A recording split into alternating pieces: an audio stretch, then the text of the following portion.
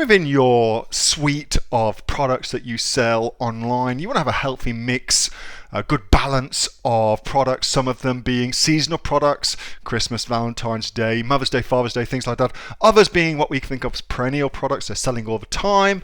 But how the hell do you sell a product that's out of season? How do you sell, in this instance, a toy that's designed for Christmas? How do you sell that out of season? Well, in this video, I'm going to show you. Now, if you'd like this kind of information where I'm helping you make more sales on Amazon or wherever you're selling right here in Australia, be sure to give this video a like, and that way I'll know you want more information like this. Also consider subscribing to my YouTube channel. We post brand new money-making information just like this each and every day. If you've got any questions for me, comment below and I'll answer them personally for you. With that being said, let's go.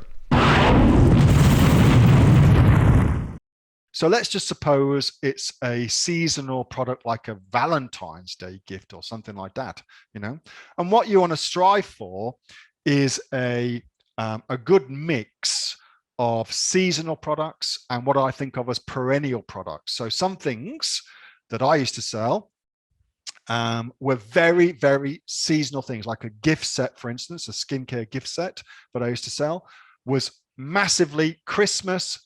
It would go nuts. It would also go nuts for Mother's Day as well, okay?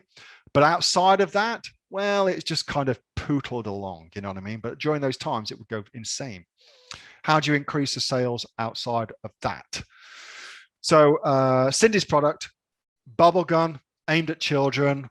What would you think of? What would you think of? How would you think about doing that?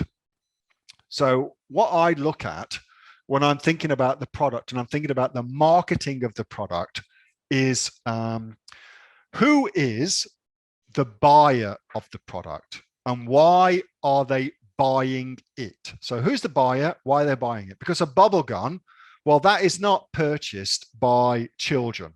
They're not the people who are buying that product.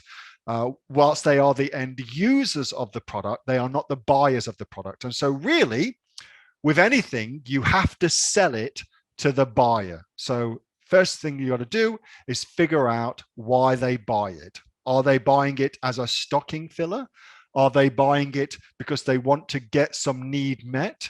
Could you put your product in, position it in such a way that it actually fulfills a different need that the buyer has? So if it's something for a parent, and it's a toy, a seasonal toy, could it be repositioned slightly in such a way that it could be sold all the time? So a bubble gun. So look what you've got going on here. A bubble gun could be done in such a way that it is sold, for instance, to kids. A problem that parents sometimes have with their kids is their kids don't want to take a bath. Is there a way that the product could be positioned as a very, very easy way to get kids to take a bath? Okay. If you go online, you'll see it was a problem with my daughter that they don't want to take a bath sometimes. Is there a way that that product could be used as a taking a bath aid, for instance? Okay. Maybe it's a kids thing and you put all the bubbles into it and maybe you can use that as a great way of a birthday. Weddings could be done instead of confetti.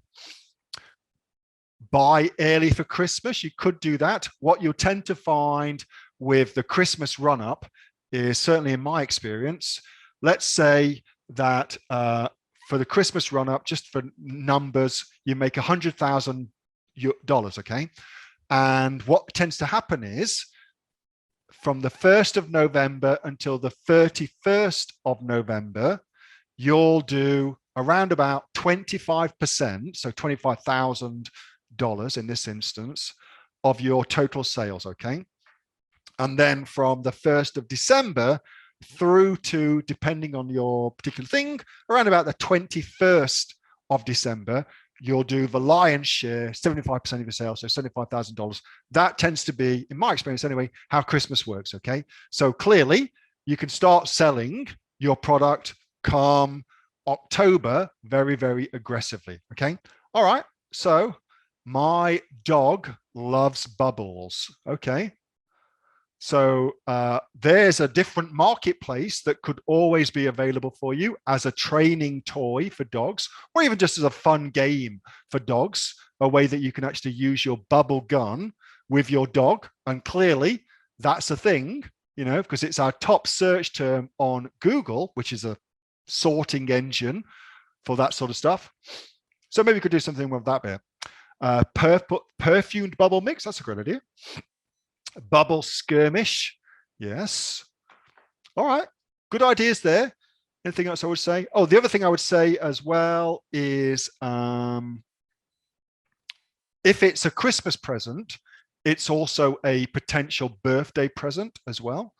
And it's very, very easy on Facebook to put an advert in front of parents or indeed grandparents for who've got kids of certain ages. So if you want to put an advert in front of parents, mums specifically, who've got kids between the ages of 5 and 7, then you can do that on Facebook, no problem at all. Okay, so that Facebook gives you the opportunity to do that and means that you can actually get in there and get close to them as well. That was a video from my regular Monday night Q&A session with the members of the Aussie Online Entrepreneurs. We've got over 2,500 members and growing. We're the fastest growing community of e-commerce entrepreneurs right here in Australia. And if you'd like to find out more about what we do, get yourself off to www.aussieonlineentrepreneurs.com.au, and I will see you on the next video. Until then.